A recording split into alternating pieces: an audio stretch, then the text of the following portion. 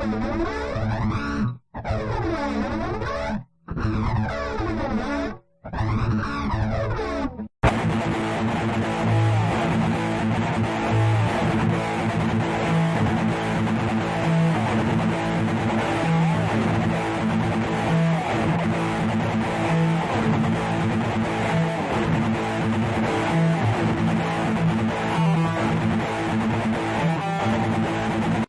man.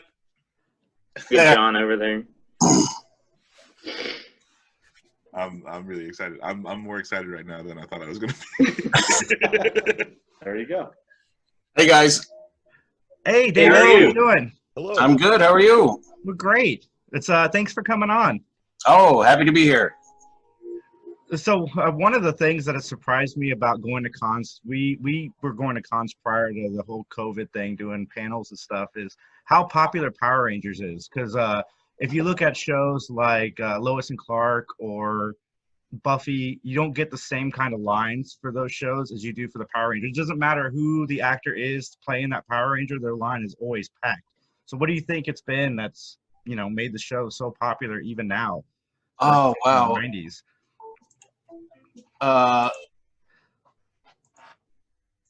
Wait a minute, where am I? There I am. Okay.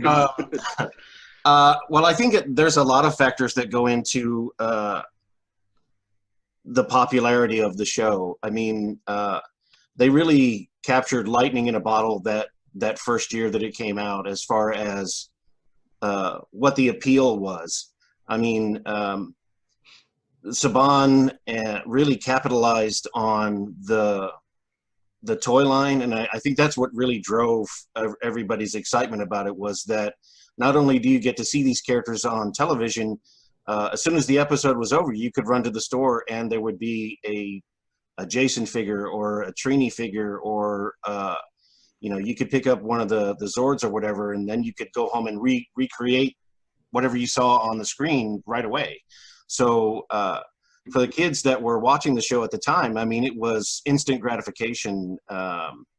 And because the way the characters were presented on the screen, as far as like being in the spandex and with the helmet, it was very easy for anybody watching the show to sort of put themselves in those shoes.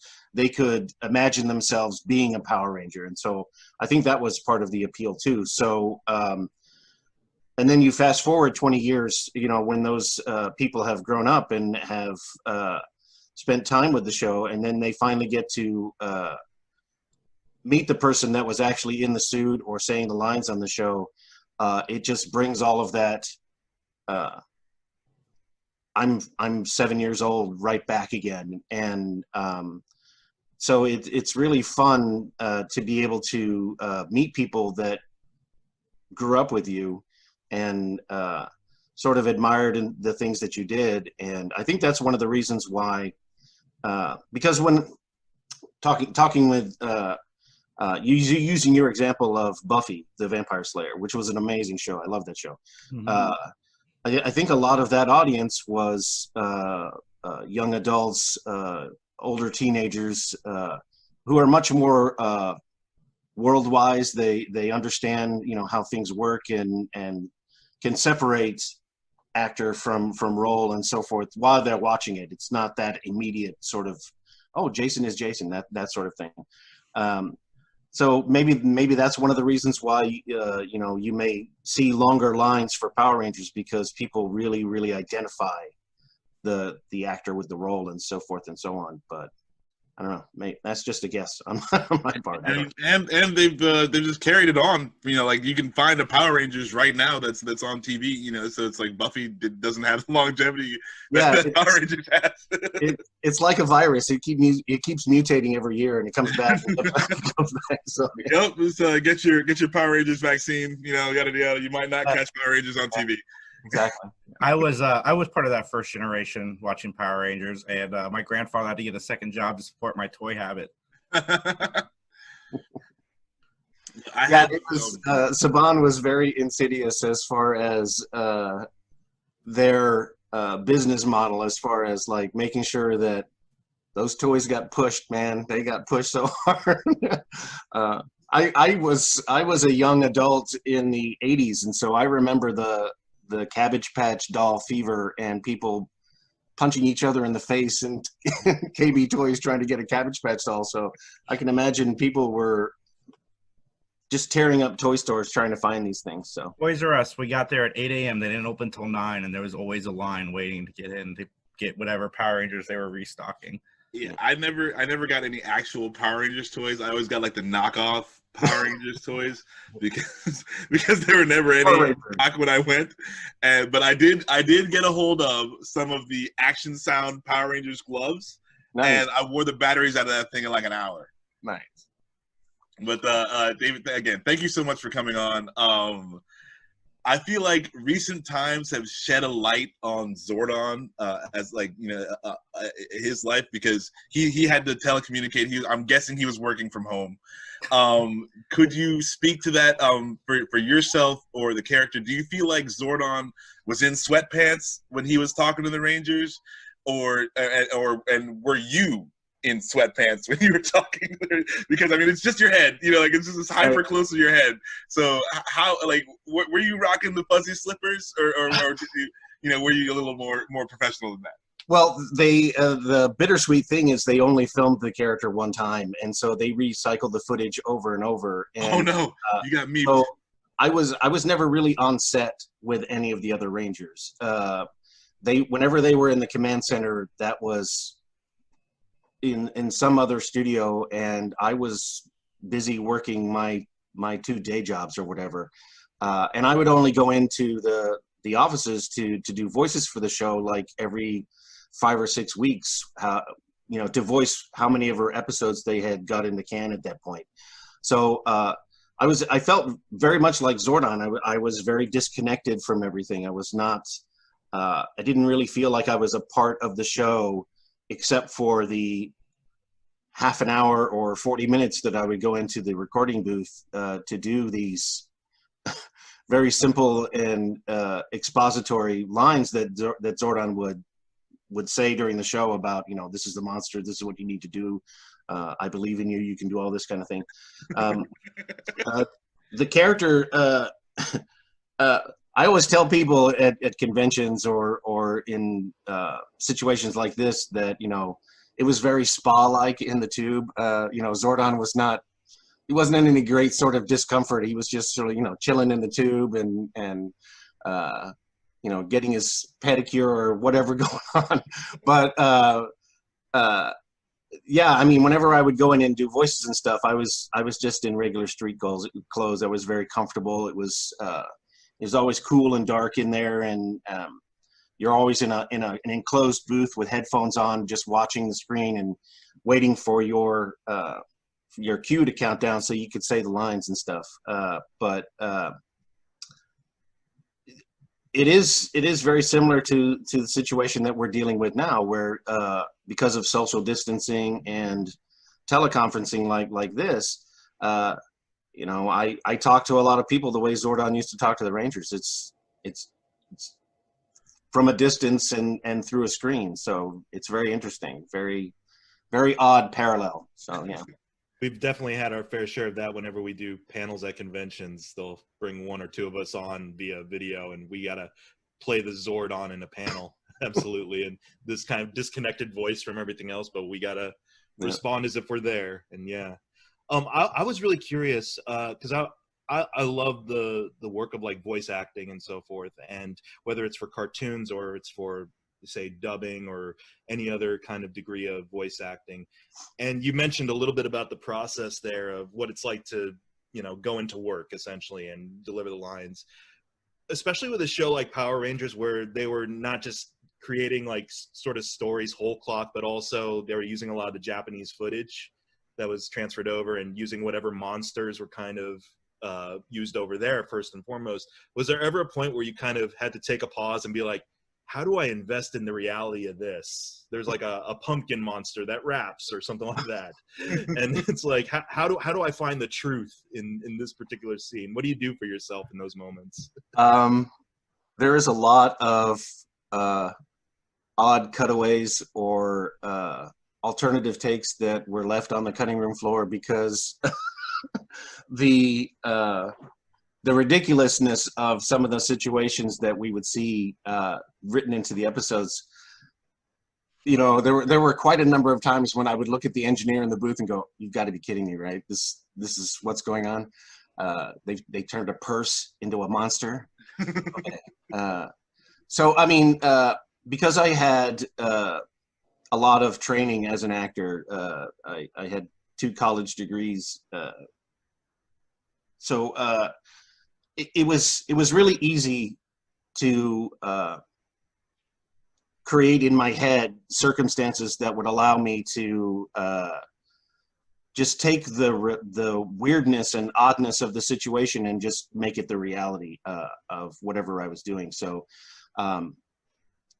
Karen Ashley always says that the show is rated G with extra cheese, and it really is. And so it was also really kind of fun to be able to play around with the dialogue and stuff. And so we did alternate takes of lines. And I just remember one time being in the booth and Alpha was doing something weird and was flailing around and sparks were flying up all through the command center.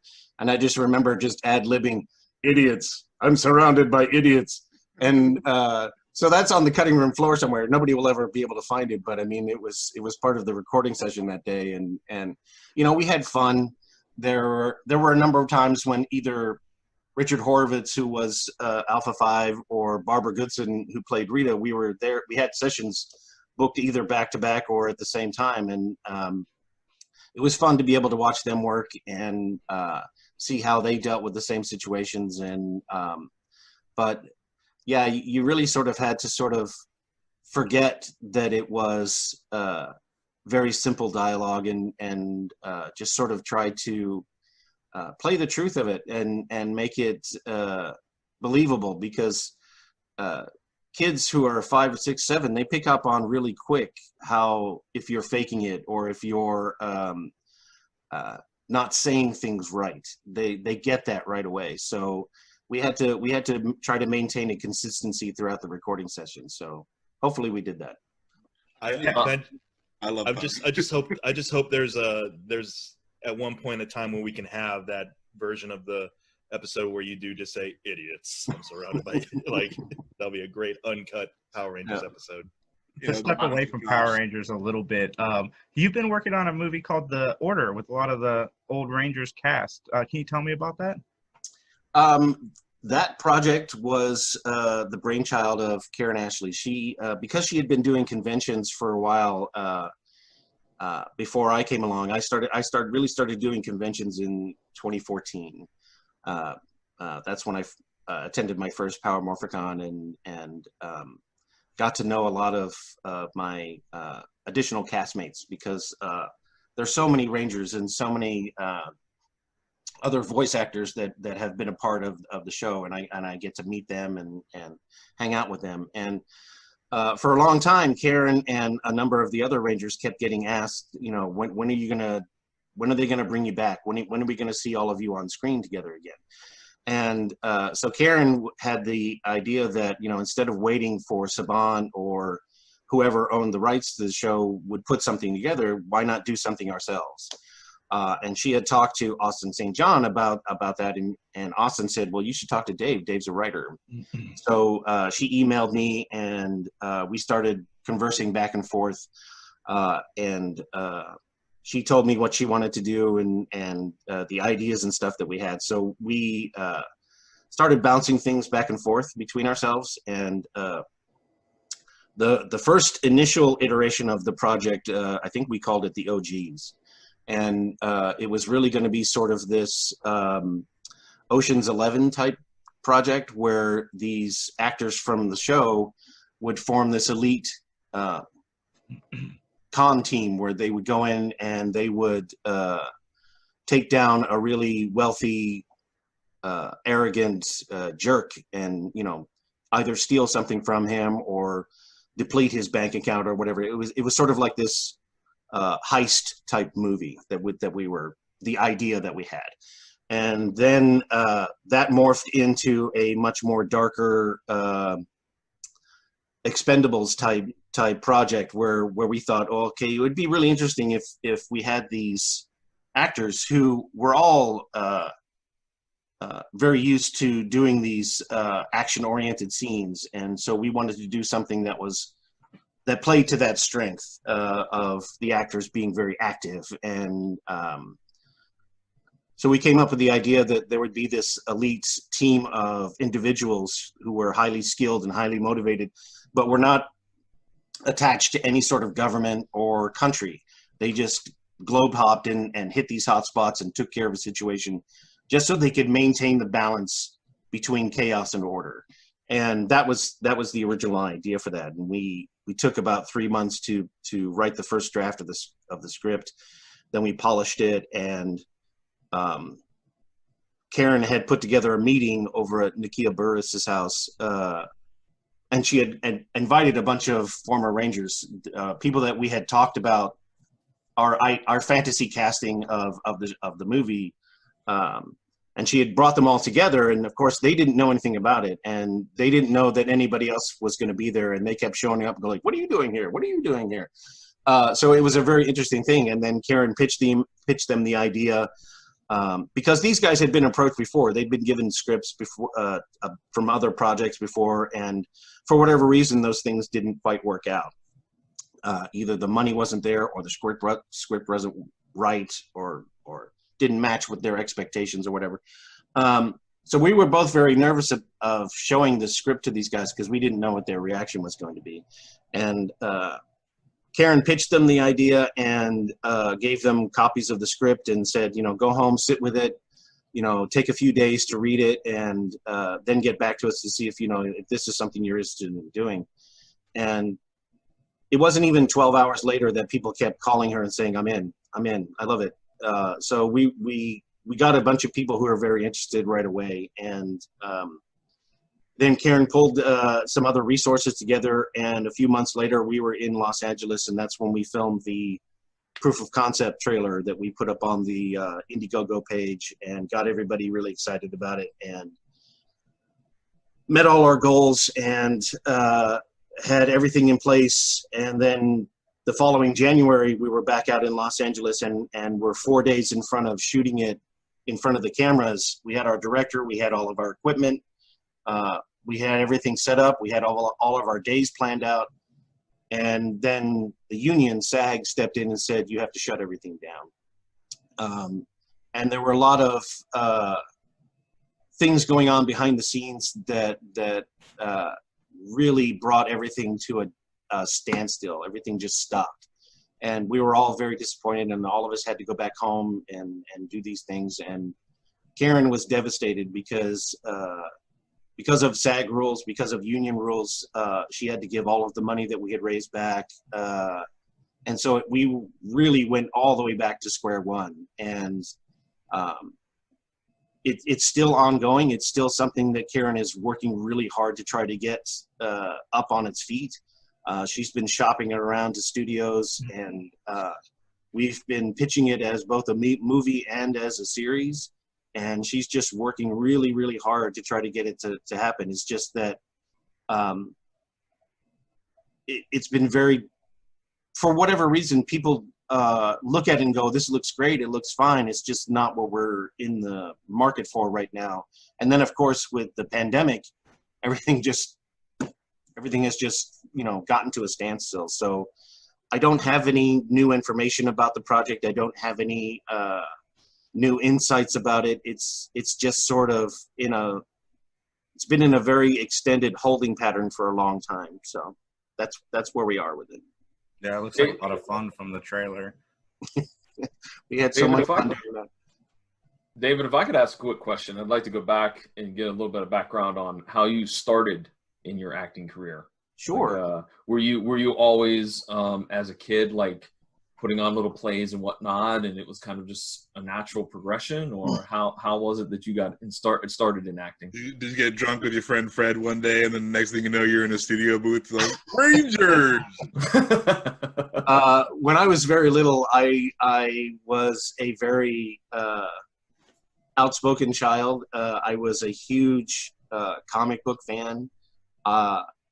I would read these comic books, and then I would force my parents to sit on the couch and watch me act out the comic books, and so that's really where the bug came from.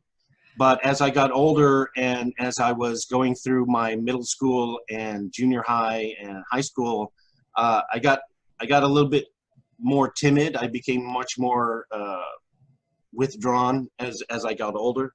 But in high school, that's where I finally stepped out of my shell and said, I want to try to do this, and started doing plays in high school, and got a scholarship to go to a junior college for about 1.5 years. And then from there, I went to Southwest Texas State in San Marcos, Texas, which is now just Texas State, and got my Bachelor of Fine Arts in acting there. And from there, I went through the University of Resident Theater auditions and got into the University of Pittsburgh and did my Master of Fine Arts there.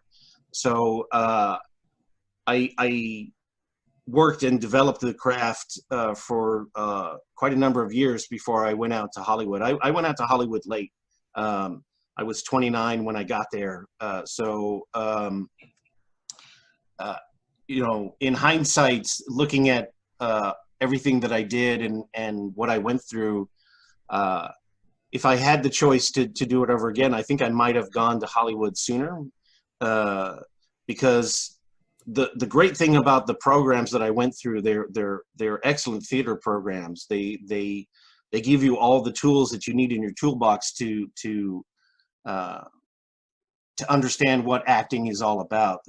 How to create a role, your motivation, you learn how to dissect a script, and you learn all the basic tools in those programs, and you get a chance to use them on stage. You get cast in plays.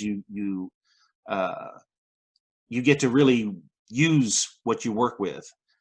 But what they don't teach you in those programs is how to survive or how to be a working actor. They don't teach you all the details that you really need to have in order to survive out in the real world as a working actor.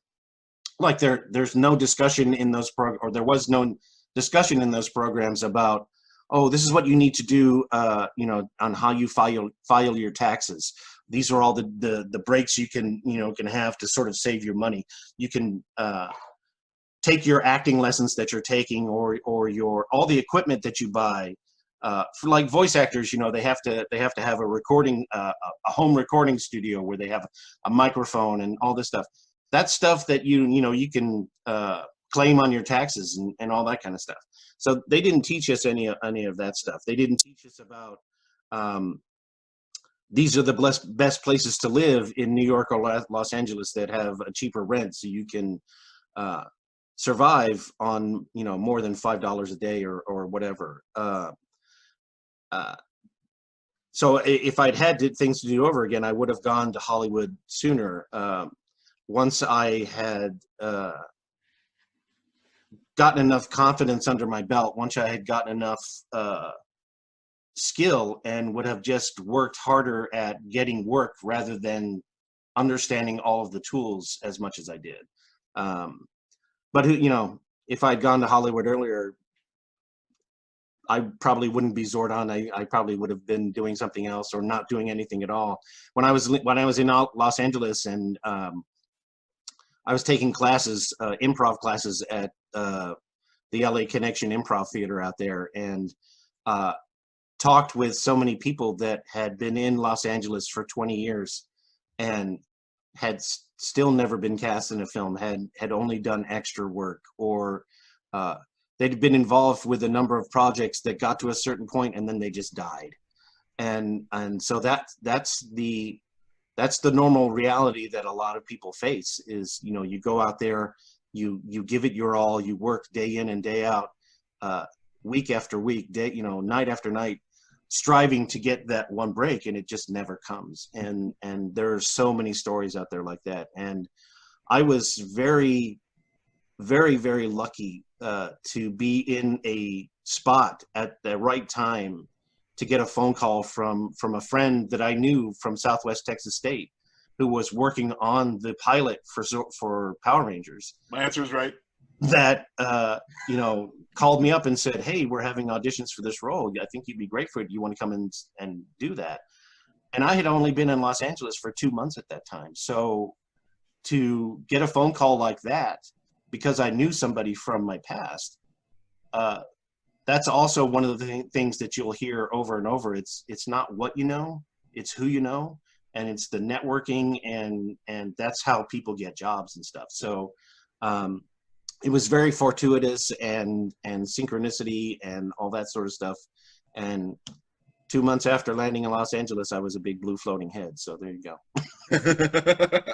So what you're saying is, like, there needs to be a vocational acting school, which is more like a 1 or 2 year program that's like, okay, like these are the X, Y, and Z you need to grind it out, because that's what a lot of it is. Yeah, the undergraduate and master programs that I went through were fantastic. I highly encourage anyone who wants to be an actor to pursue that sort of thing, because they do teach you everything that you need to do in order to.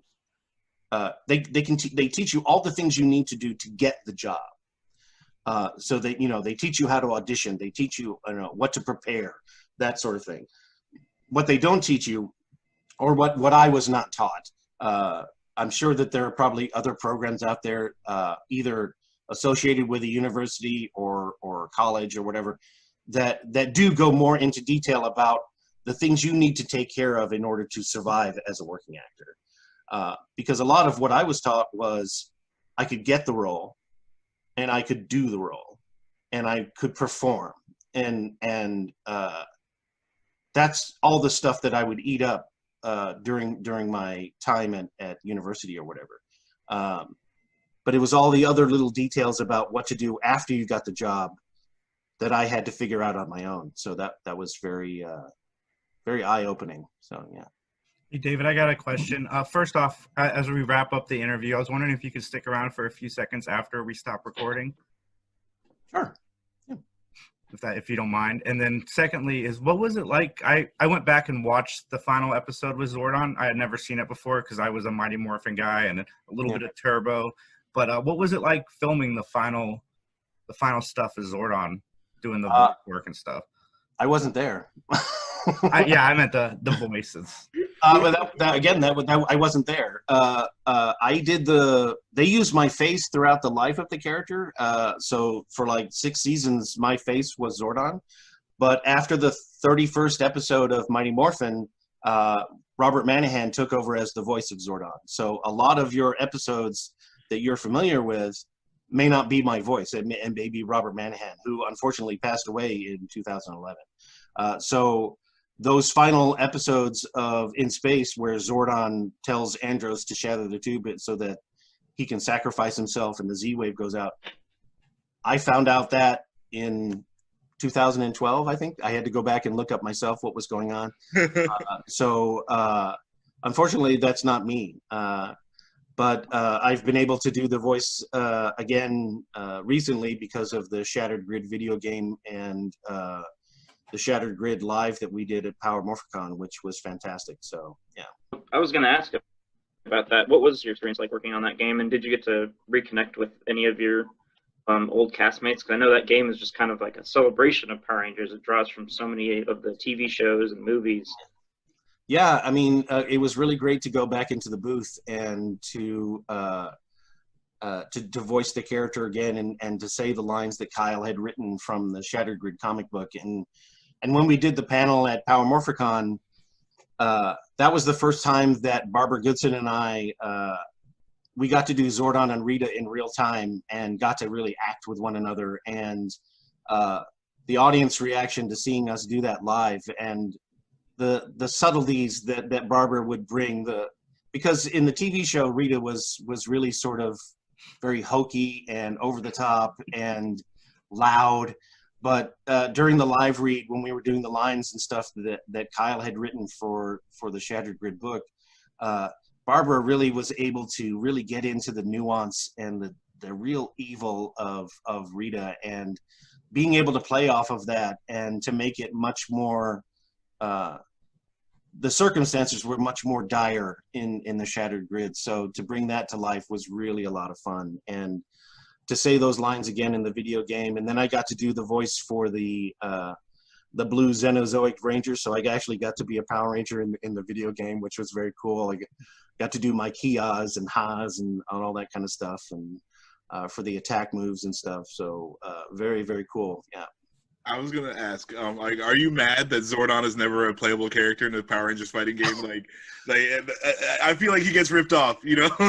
Well, it's you know, when the 2017 movie came out and Bryan Cranston was cast as the role, I was very excited about that because my chances of meeting him jumped up 50%. I was like, oh wow, I get to meet him at a con or something.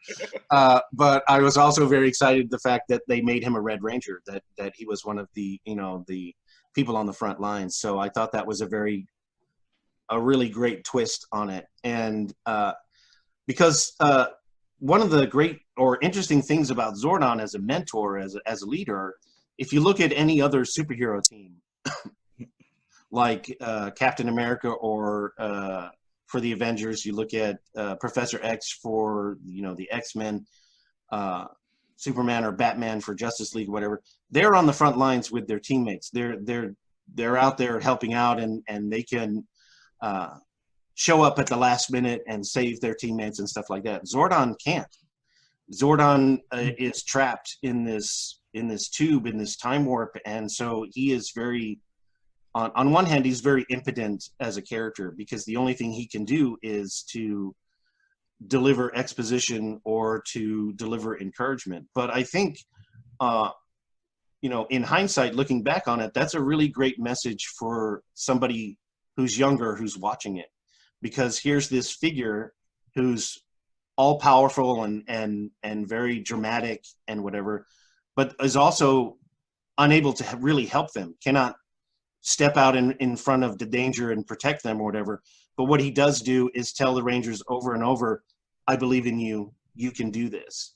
And those are great messages for somebody who's 5 or 6 or 7 at home watching it thinking, oh yeah, I can do this by myself.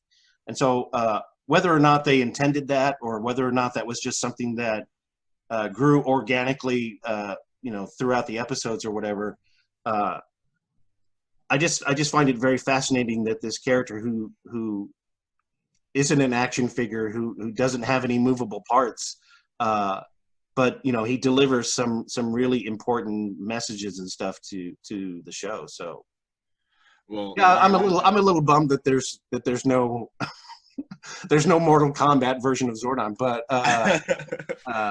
I'm very pleased with everything else about the characters. So. I'm going to petition for Zordon as a playable character who uses expositional dialogue to win the day. Like, well, if they model him after the character that's in the Boom comic books, then more power to him, because that guy he's all in shape and he's got a tight butt and he is ready to go. So yeah.